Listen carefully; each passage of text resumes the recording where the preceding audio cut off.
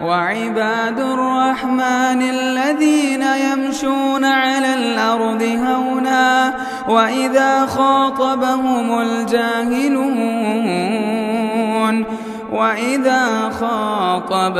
الجاهلون قالوا سلاما. لائق صد احترام بزرگ حضرات، محترم و مکرم علماء کرام، قوم و ملت کے غیور نوجوان، عزیز بچوں اور میری اسلامی ماؤں اور بہنوں،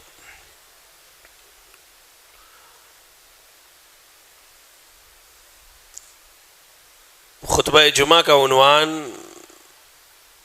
علامہ اقبال کا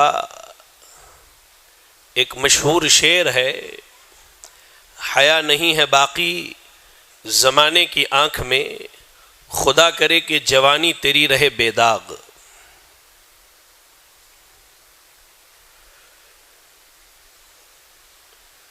بنیادی طور پر ایک بات آپ سمجھ لیں،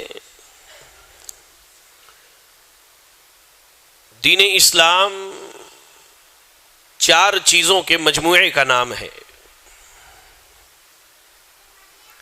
حالانکہ ہماری اکثریت دین کے نام پر ایک ہی چیز جانتی اور سمجھتی ہے، وہ ہے صرف عبادات. نماز پڑھ لیا، روزہ رکھ لیا، مال اللہ نے دی تو اس سے زکوٰۃ کی ادائیگی کی، بیت اللہ کا حج کیا، اور یہی اپنے لیے ہم دین سمجھتے ہیں. جبکہ دین اسلام صرف عبادات کا نام نہیں ہے، بلکہ اسلام یہ مکمل ضابطہ حیات ہے، ایک دستور ہے، ایک قانون ہے جسے اللہ نے نازل کیا ہے. اور دین اسلام کو اللہ رب العالمین نے کہہ لیجئے 4 حصوں میں یا 4 چیزوں پر مشتمل کیا ہے. اسلام کو اللہ نے 4 چیزوں پر اکٹھا کیا ہے. پہلی چیز اللہ رب العالمین کی عبادات ہیں. دوسری اہم چیز ہے عقائد. دین اسلام میں عقائد کی سب سے زیادہ اہمیت ہے. تو کہیے پہلی چیز ہے عقائد، اس کے بعد عبادات، اس کے بعد معاملات، اور چوتھی چیز اخلاقیات ہیں. ایک مسلمان میں جب یہ 4 چیزیں جمع ہوتی ہیں تو یا تو وہ مسلم ہوتا ہے یا مومن ہوتا ہے. ایک آدمی عبادات میں اچھا ہے لیکن اس کے عقائد میں فساد ہے، معاملات میں بگاڑ ہے، اخلاق اس کے اچھے نہیں ہیں، تو اس آدمی کے ہم مکمل اسلام و ایمان کی گواہی نہیں دے سکتے.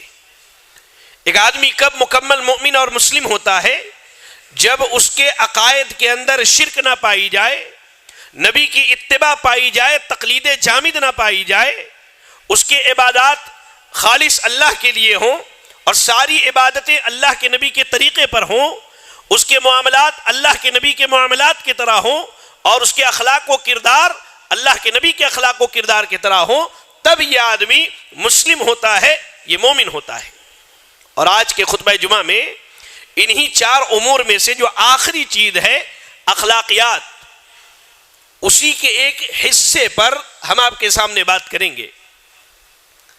اخلاقیات میں حیا اور شرم، حیا اور شرم یہ بہت اہمیت کے حامل ہیں. آپ دیکھیں سنن ابن ماجہ کی روایت ہے اور حدیث حسن سند سے آئی ہے. اللہ کے نبی صلی اللہ علیہ وسلم نے کہا ان لکل دین خلقا وخلق الاسلام الحیاء. کہا کہ ہر دین میں حسن اخلاق کی صفات میں سے ایک صفت ہوتی ہے. ہر دین کے اندر اللہ نے اچھے اخلاق کی صفات میں سے ایک صفت رکھی ہے، اور دین اسلام کی خصوصیت یہ ہے کہ اس میں اللہ نے حیا اور شرم کو برقرار رکھا ہے. آپ دیکھیں قرہ ابن ایاس رضی اللہ تعالی عنہ بیان کرتے ہیں کہ ہم اللہ کے نبی صلی اللہ علیہ وسلم کے پاس بیٹھے تھے اور آپ کے سامنے حیا، شرم اور غیرت کے تعلق سے باتیں چلیں تو صحابہ نے پوچھا کہ اے اللہ کے رسول، کیا ایک مسلمان کا باحیا ہونا، چاہے مرد ہو یا عورت ہو، ایک مسلمان مرد اور عورت کے اندر شرم اور غیرت کا ہونا، دین میں اس کی کیا اہمیت ہے، اس کا کیا مقام ہے؟ تو اللہ کے نبی صلی اللہ علیہ وسلم نے کہا بل هو الدین کلہ، حیا جو ہے یہ مکمل دین اسلام ہے. یہ کیا ہے؟ مکمل دین اسلام ہے. اس لیے کہ ایک صحیح حدیث کے الفاظ ہیں، علامہ البانی نے اس کو صحیح الجامع میں نقل کیا ہے. اللہ کے نبی صلی اللہ علیہ وسلم نے فرمایا الحیاء والایمان قرنا جميعا فاذا رفع احدهما رفع الاخر. کہا کہ حیا اور ایمان ان دونوں کو اللہ نے ایسے جوڑ کے رکھا ہے. حیا اور ایمان ان دونوں کو اللہ نے ایسے جوڑ کے رکھا ہے.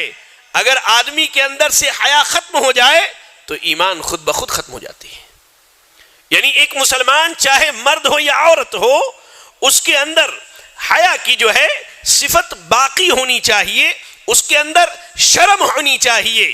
لا الہ الا اللہ، ورنہ اس کا ایمان مکمل نہیں ہے. اللہ کے رسول صلی اللہ علیہ وسلم نے کیا کہا؟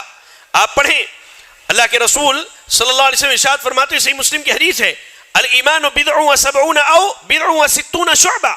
ایمان کی 60 یا 70 شاخیں ہیں.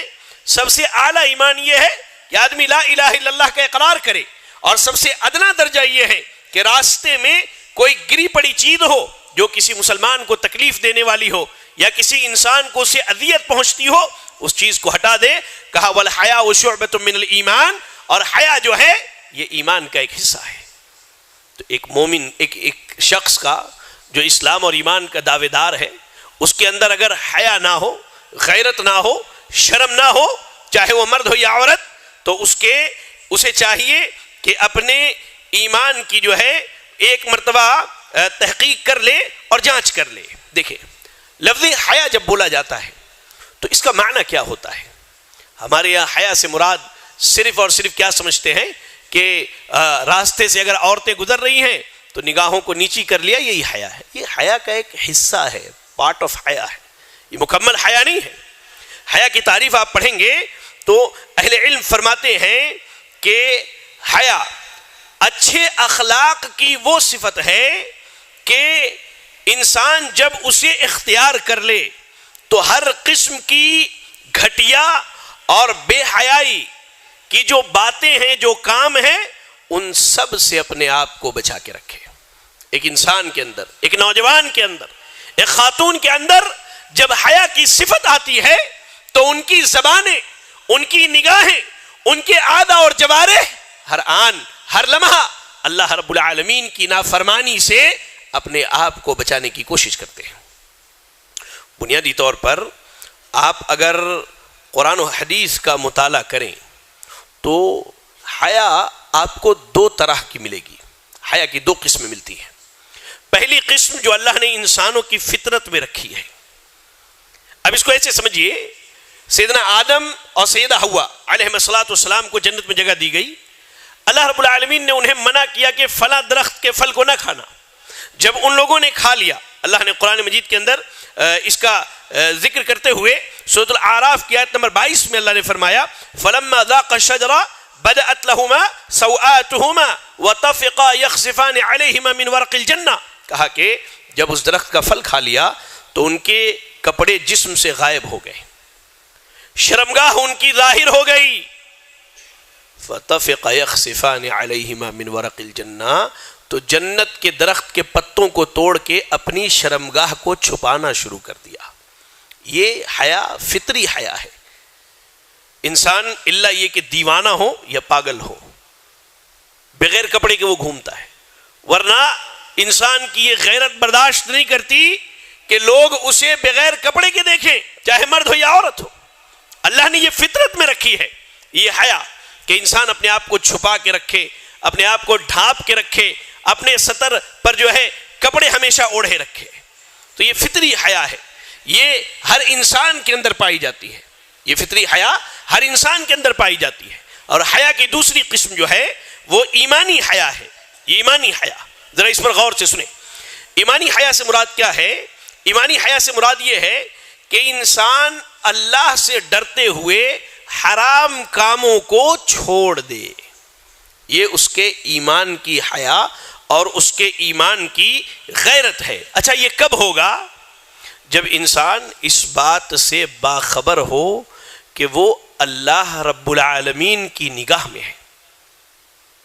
اس کی زندگی کا ہر لمحہ، چاہے وہ تنہائی میں ہو یا مجلس میں ہو، رات کے اجالے میں ہو یا دن کے اجالے میں ہو یا رات کی تاریکی میں ہو، ہر وقت اسے اللہ رب العالمین دیکھ رہا ہے.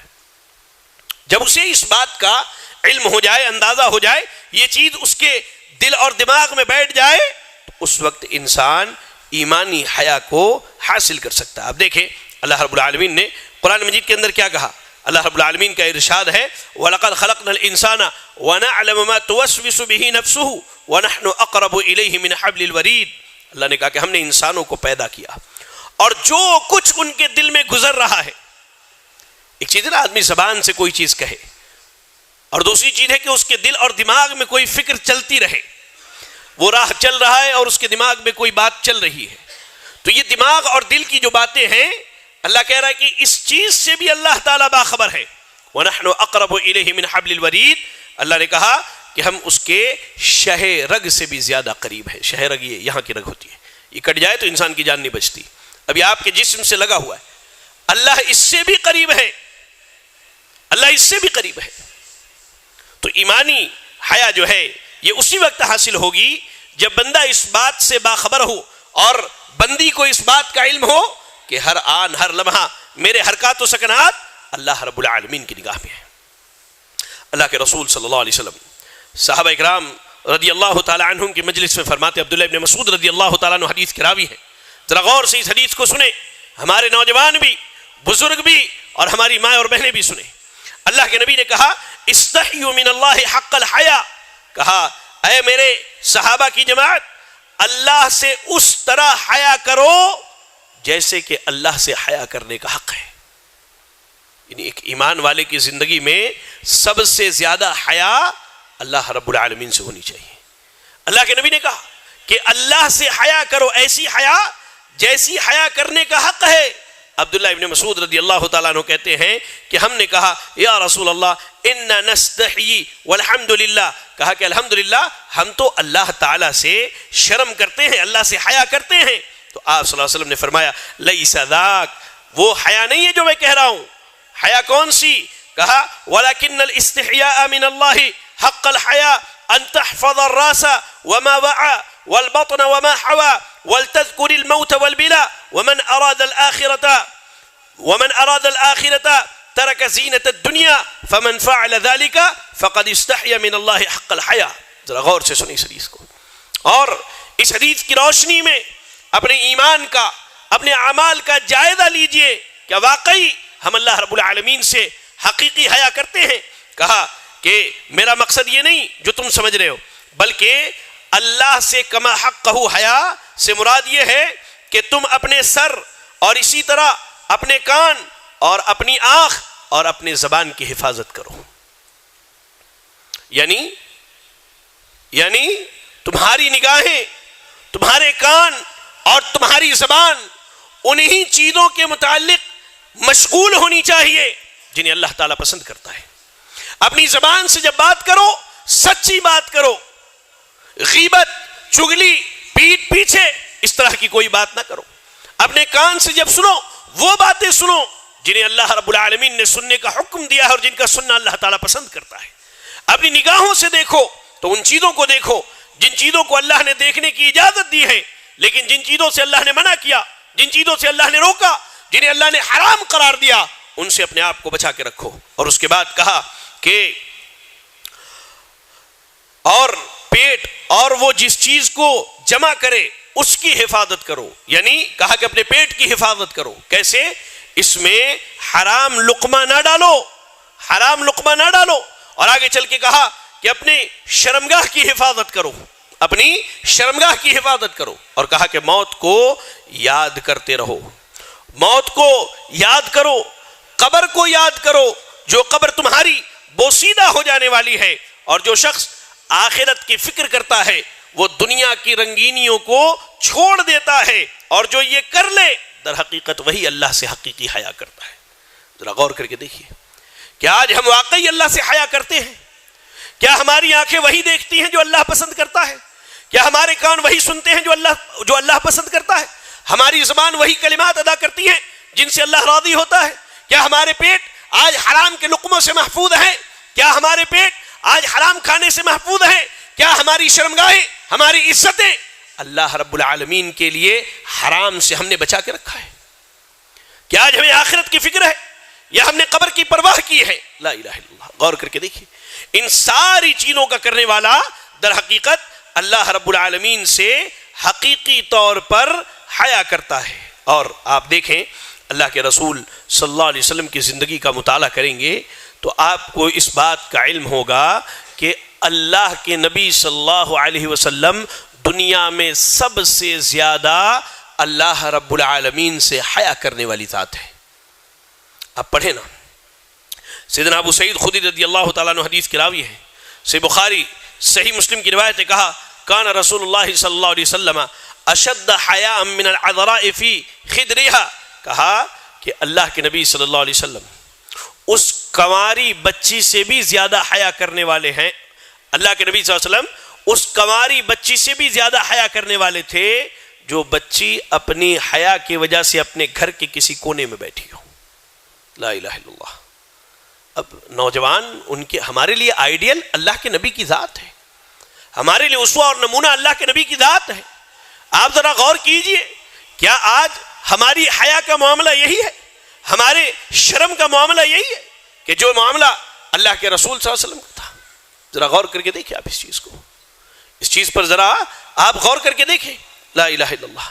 یاد رکھیں میرے بھائیوں، آج عالم یہ ہوا ہے اور معاملہ یہ ہوا ہے کہ واقعی آج آپ دیکھیں تو زمانے کی آنکھ میں حیا باقی نہیں ہے، زمانے کی آنکھ میں حیا باقی نہیں ہے، جس کی وجہ سے نوجوان بچوں کی اور نوجوان بچیوں کی جوانی داغدار ہوتی جا رہی ہے، داغدار ہوتی جا رہی ہے۔ میں آپ کو بتلاؤں، ہمارے یہاں بے حیائی کے مظاہر بہت زیادہ ہیں، اگر ان کو گنا جائے تو بے شمار ہیں۔ ان میں سے چند موٹی موٹی چیزیں میں نے یہاں جمع کی ہیں جو آپ کو بتانا چاہتا ہوں۔ اللہ اکبر۔ آپ دیکھیں آج ہمارے یہاں بے حیائی کے جو مناظر ہیں یا فحش اور ننگے پن کا جو ناچ ہے وہ سب سے زیادہ میڈیا کے ذریعہ پھیلایا جا رہا ہے۔ اب وہ میڈیا سوشل میڈیا ہو، پرنٹ میڈیا ہو یا الیکٹرانک میڈیا ہو، یہاں آپ کو ایسا محسوس ہوگا اگر آپ واقعی باغیرت باحیا مومن مرد یا عورت ہیں، جب آپ سوشل میڈیا کے پلیٹ فارمز پر جائیں گے تو آپ کو معلوم ہوگا کہ یہاں بے حیائی کا طوفان آیا ہے، بے حیائی کا طوفان آیا ہے، اور اس بے حیائی نے پورے معاشرے کو اپنے چپیٹ میں لے کر کے رکھے ہوا ہے۔ آپ دیکھیے ہم میں سے یہاں جتنے لوگ موجود ہیں، ہر آدمی کے پاس اسمارٹ فون ہے، قریب قریب ہر آدمی انٹرنیٹ سے جڑا ہوا ہے۔ اگر میری بات غلط ہو تو آپ مجھے بتائیں، کیا واقعی انٹرنیٹ پر بے حیائی کا طوفان نہ ہے؟ چاہے وہ کیسی بھی مجلس ہو، آپ حتیٰ کہ اگر دینی بیانات کے لیے بھی کسی سوشل میڈیا کے اپلیکیشن پر جاتے ہیں، وہاں بھی ایڈ کے ذریعہ، کمرشل ایڈ کے ذریعہ کہیں نہ کہیں آپ کو برائی اور بے حیائی دکھائی جاتی ہے۔ آپ اس پر غور کر کے دیکھیں میرے بھائیوں، آپ دیکھیں ٹی وی چینلز پر خاص کر کے جو ڈرامے ہو رہے ہیں، جو ڈرامے دکھلائے جاتے ہیں یا جو ٹاک شوز ہوتے ہیں، ان چیزوں پر آپ غور کریں۔ اور یہ ڈرامے، یہ ٹی وی سیریلز، یہ ٹاک شوز جو ہیں، ہم باضابطہ اپنے گھر میں اہل خانہ کے ساتھ بیٹھ کر کے دیکھتے ہیں۔ یہ سماج کی حقیقت ہے جو میں آپ کو بتلا رہا ہوں، ہم بھی اسی سماج کے حصے ہیں، ہم کہیں دوسری بستی یا دوسری مجلس سے نہیں آئے۔ آپ دیکھیں وہاں پر، آپ جب دیکھیں تو وہاں فحاشی، بے حیائی اور عریانیت جو ہے کھلے عام نظر آتی ہے، حتیٰ کہ بعض ممالک میں خاص کر کے پڑوسی ملک چلے جائیے، وہاں جو اسلامک شوز کے نام سے ٹی وی چینلز پر پروگرام آتے ہیں، خاص کر کے رمضان کے مہینے میں رمضان ٹرانسمیشن کے نام سے، اس میں بھی کہیں نہ کہیں بے حیائی کو فروغ دینے کا کام کیا جاتا ہے۔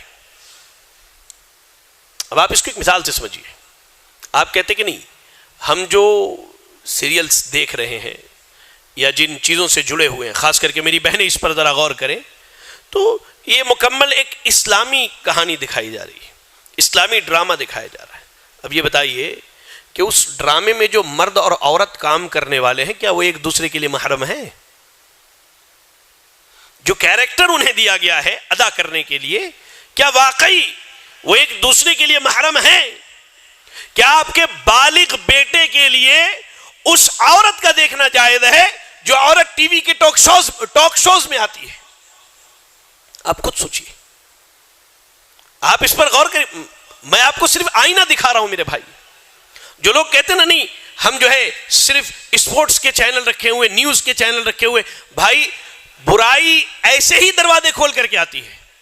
آپ اسپورٹس کے چینل میں کرکٹ کا میچ دیکھ رہے، باؤنڈری کے باہر ایک چھکا لگا اور وہاں پر جو ہے چیئر لیڈرز ناچ رہی ہیں، آپ کا بیٹا بھی بیٹھا ہے، آپ کی بیٹی بھی بیٹھی ہے، آپ کی بیوی بھی بازو میں، آپ کے رشتہ دار خاندان والے بھی ہیں، سارے مل کر کے دیکھ رہے ہیں۔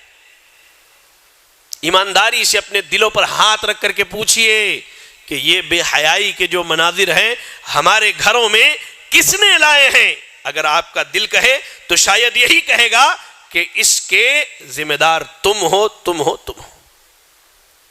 جبکہ اللہ رب العالمین قرآن مجید کے اندر ارشاد فرماتا ہے ان الذين يحبون ان تشيع الفاحشة في الذين آمنوا لهم عذاب أليم في الدنيا والآخرة۔ جو آدمی آج انٹرنیٹ کے ذریعہ، موبائل فونز کے ذریعہ، ٹی وی چینلز کے ذریعہ، کان کھول کر کے سن لیں، آپ کان کھول کر کے، دل اور دماغ دونوں کے کان کھول لیں، کہ جو آدمی ٹی وی چینلز کے ذریعہ، موبائل فونز کے ذریعہ، انٹرنیٹ کے ذریعہ اپنے گھر میں بے حیائی کو داخل کرتا ہے، اس کے بارے میں اللہ نے کہا ایسے شخص کے لیے دنیا اور آخرت میں دردناک عذاب ہے۔ آپ کو یقین نہ ہو تو آپ قرآن مجید کھولیے، سورۃ النور کی آیت نمبر 19 کی تلاوت بالکل دھیان سے کیجئے اور اس کا ترجمہ بھی پڑھ لیجئے کہ وہ مرد جو گھر کا ذمہ دار ہے، آپ اگر کیبل کا بل پے کرتے ہیں، سنیے، کیبل کا بل پے کرتے ہیں اور اس کی وجہ سے آپ کے گھر میں بے حیائی فحاشی کے مناظر دیکھے جاتے ہیں، اللہ کی قسم اس آیت کے بموجب آپ دنیا اور آخرت میں دردناک عذاب کے مستحق ہیں۔ یہ میری اپنی بات نہیں ہے، میں اپنے گھر سے گڑھ کے نہیں کہہ رہا ہوں، یہ اللہ رب العالمین کا کتاب کہہ رہا ہے، اللہ کا کلام کہہ رہا ہے۔ جبکہ اللہ رب العالمین نے ایمان والے مردوں کو وصیت اور نصیحت کرتے ہوئے کہا قل للمؤمنین یغضوا من ابصارہم ویحفظوا فروجہم، کہا اللہ اے ایمان والے مردوں اپنی نگاہوں کو نیچی رکھو۔ تو نگاہ نیچی راستے میں چلنے والی خواتین سے ہی نہیں، بلکہ ٹی وی چینلز پر، انٹرنیٹ پر، موبائل پر، ریلز میں آنے والی بے حیا اور کہہ لیجئے ناچنے والی عورتوں کے سامنے بھی آپ نے اپنی نگاہ نیچی رکھنی ہے۔ اور ہم تو لا کر کے پورا سامان میٹیریل اکٹھا کر کے گھر کے لوگوں کو بٹھا کر کے دکھا رہے ہیں۔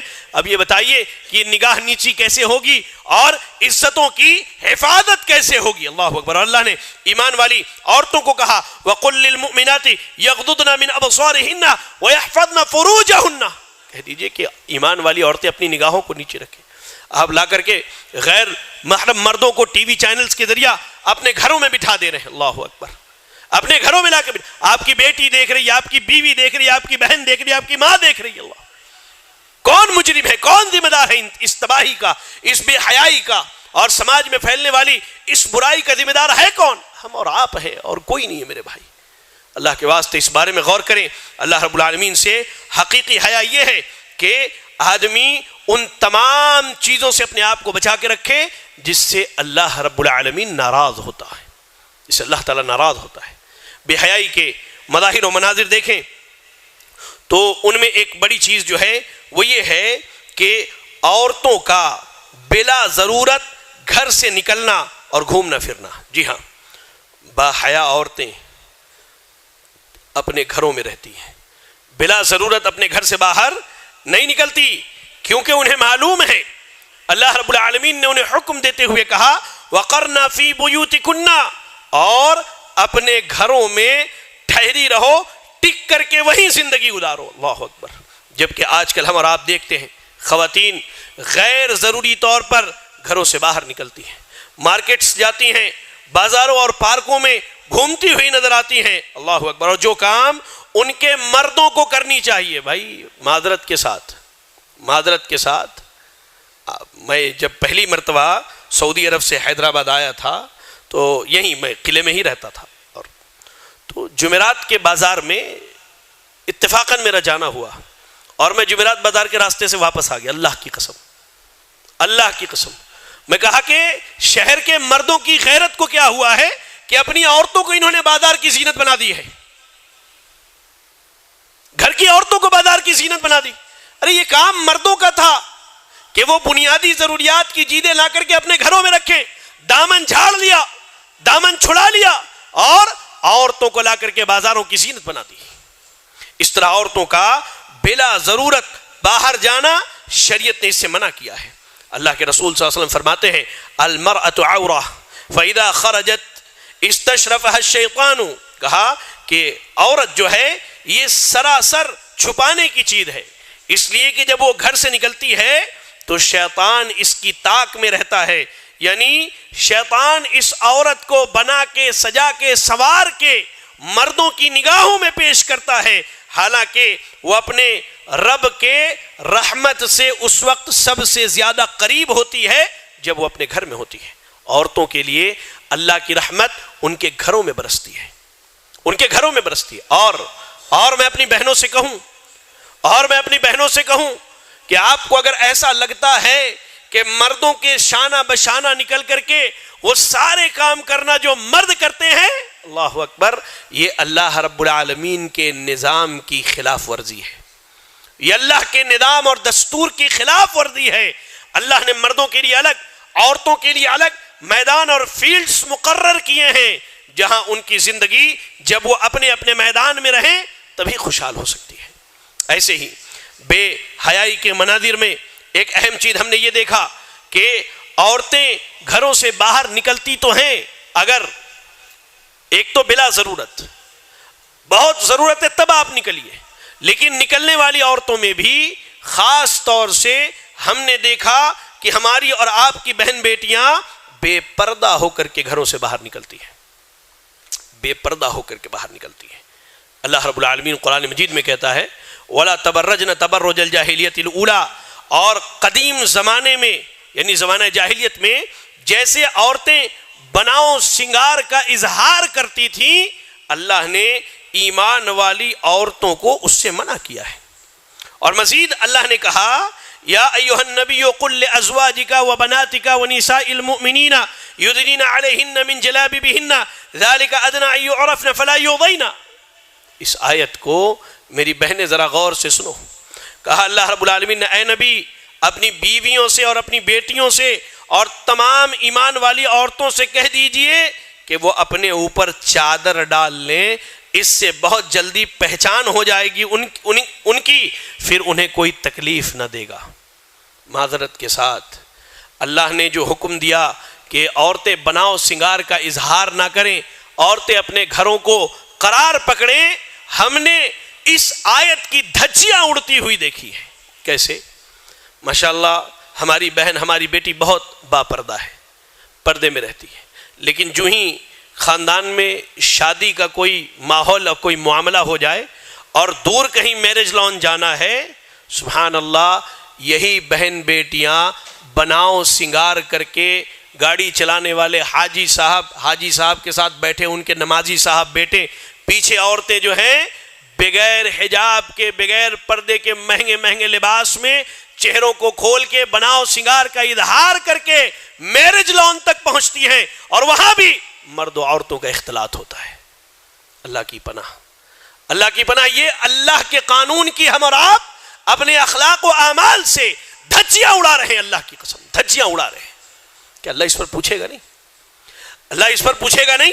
آپ دیکھیں اللہ رب العالمین نے ایسی عورتوں کے بارے میں کہا کہ سیکونو فی آخر امتی نساء کاسیات عاریات، کہا کہ میری امت میں آخری دور میں کچھ عورتیں ایسی آئیں گی. اب آخری دور مجھے نہیں معلوم کہ وہ کون سے کس دور کا ہم اور آپ انتظار کر رہے ہیں. اللہ کے نبی نے کہا انا والساعۃ کہاتین، نبی کی بعثت اور قیامت ان دو انگلیوں کے درمیان جتنا فاصلہ ہے اتنا ہی فاصلہ ہے. اب کون سا آخری دور آئے گا مجھے نہیں معلوم. آپ کس دور کے انتظار میں ہیں میں یہ نہیں سمجھتا. کہا کہ آخری دور میں میری امت کی کچھ عورتیں ایسی ہوں گی کہ وہ کپڑا پہننے کے باوجود بھی ننگی ہوں گی. آج تو میں کہتا ہوں کہ آج جو مارکیٹ اور شاپنگ مالز میں عورتوں کے لیے نقاب کے نام پر جو پردے بیچے جا رہے ہیں ان نقابوں کو بھی حجاب کی ضرورت ہے. نقابوں کو بھی حجاب کی ضرورت ہے. پچھلے زمانے میں عورتوں کا حجاب اور نقاب آپ دیکھیں آپ حیران ہو جائیں گے. اور لوگ سمجھتے ہیں کہ یہ جو ہے عورتوں پر تنگی ہے، سختی ہے. نہ، اللہ کی قسم ان کے عزت کی حفاظت کی ضمانت ہے، اور یہ اللہ نے ضمانت دی ہے. کیا کہا اللہ نے؟ ذَلِكَ أَدْنَىٰ أَن يُعْرَفْنَ فَلَا يُؤْذَيْنَ. کہا کہ یہ عورتیں حجاب کریں گی، نقاب لگائیں گی، اپنے آپ کو چھپائیں گی، پردے میں رہیں گی، ان کی پہچان ہو جائیں گی اور انہیں کوئی تکلیف نہ دے گا، انہیں کوئی تکلیف نہ دے گا. آپ ذرا غور کریں میری بہنیں، آج لباس ایسے ہیں کہ جس لباس کو بھی کسی موٹے لباس کی ضرورت ہے، کسی موٹے لباس کی ضرورت ہے. لا الہ الا اللہ. اس لیے یاد رکھیں یہ پردہ یہ آپ کی عزت اور وقار کی پہچان ہے، یہ آپ کی عزت اور وقار کی پہچان ہے. ایسے ہی بے حیائی کے مناظر میں آپ دیکھیں تو ایک بڑی چیز یہ نظر آتی ہے، مرد و زن کا اختلاط. آج ہماری سماجی زندگی میں کہیں نہ کہیں ہم اور آپ اس کے شکار ہیں. الا من رحم ربی، سوائے ان کی جن کو اللہ نے بچا کے رکھا. آپ دیکھیں کہ مرد اور عورت کہیں نہ کہیں کبھی تعلیم کے نام پر، کبھی نوکری کے نام پر جو ہے اکٹھے ایک میدان میں آ جا رہے ہیں. آپ دیکھیں شادی بیاہ کی محفلوں میں جائیے، آپ کو وہاں مرد اور عورتوں کا اختلاط نظر آئے گا. آپ خاص کر کے میں آپ کو ایک چیز بتاؤں، آج ہمارے گھروں میں، اس سے پہلے بھی میں نے یہاں سے کہا، پھر آپ کو کہتا ہوں، خاص کر کے ہمارے یہاں مرد اور عورت کا میل جول اختلاط ایک مجلس میں اکٹھا ہونا خاص کر کے کزنز کے درمیان عام ہے، کزنز کے درمیان عام ہے. اس پر ذرا غور کریں آپ. یہ بے حیائی کو فروغ دینا ہے، یہ اللہ سے حقیقی اور سچی حیا نہیں ہے. آپ کی بیٹی اگر ہے تو آپ کی بیٹی کے لیے یہ واجب ہے کہ اپنے چچا کے بیٹوں سے، اپنے ماموں کے بیٹوں سے، اپنی خالہ کے بیٹوں سے، اپنے پھوپھو کے بیٹوں سے وہ پردہ کرے، اور ان تمام غیر محارم سے جو اس کے لیے محرم نہیں ہے ان سے پردہ کرے. اس کے لیے پردہ کرنا واجب ہے. آج آپ دیکھیں کوئی چھوٹی سی بات ہو، گھر میں ایک چھوٹی سی دعوت ہو، 5-6 کزن سسٹر ہیں، 5-6 کزن بردرز ہیں، ایک جگہ بیٹھے ہیں، گھر میں کوئی نہیں ہے، ہمارے کوئی نہیں ہے. کیا کزنس بردر کے ساتھ جو ہے بیٹی کو کالج بھیج دیا، کبھی شاپنگ کرنے کے. اللہ کے بندو، اللہ کیا پوچھ ہوگی اس پر.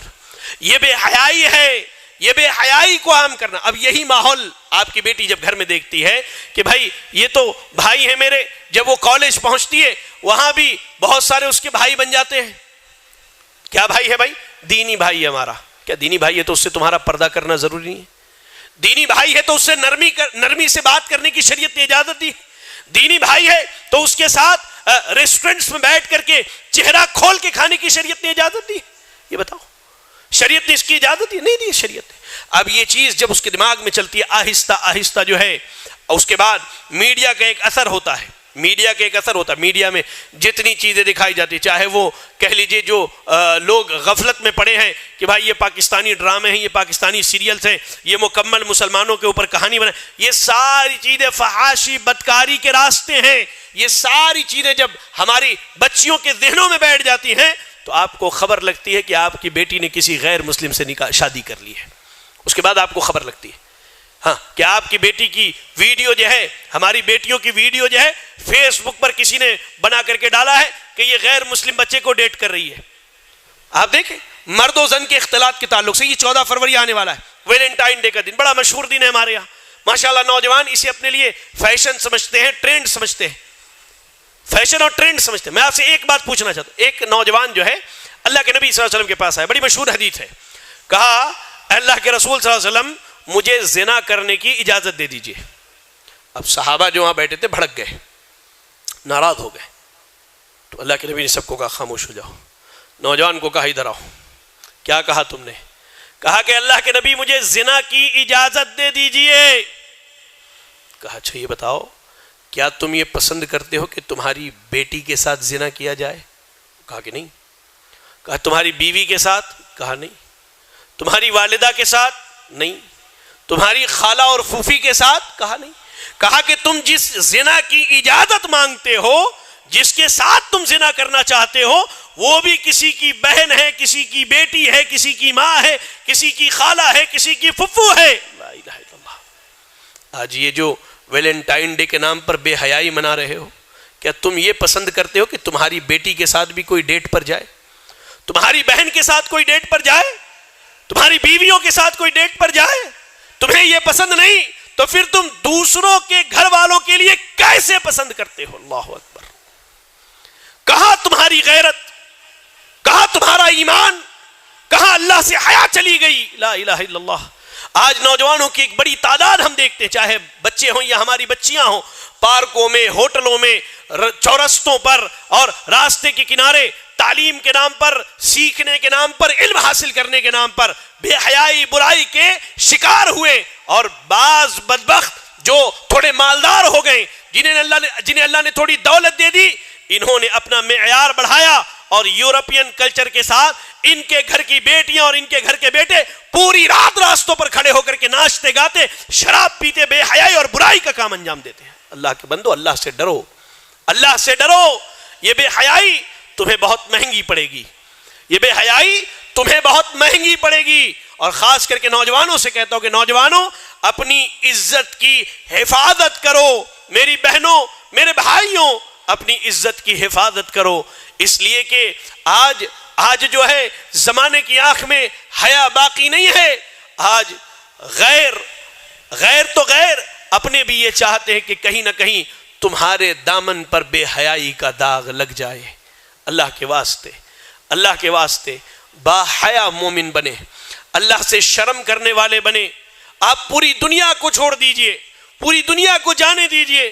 اس بات کو اپنے ذہنوں میں بٹھا لیجئے کہ ہمارے اور آپ کے ہر چھوٹے بڑے اعمال اللہ رب العالمین کی نگاہ میں ہے.